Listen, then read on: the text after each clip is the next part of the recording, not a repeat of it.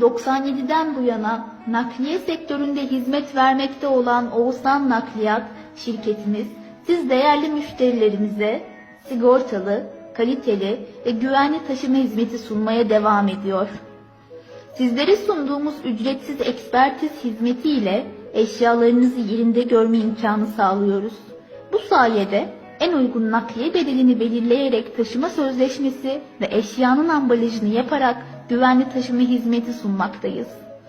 Geçmişten günümüze uzanan gururla işimizi sürdürüyor, uzman kadromuz ile güler yüzlü hizmet anlayışından ödün vermeden her yere zamanında ve hatasız taşıma garantisi veriyoruz.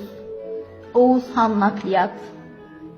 İletişim 0312 433 94 86 www.oğuzhannakliyat.com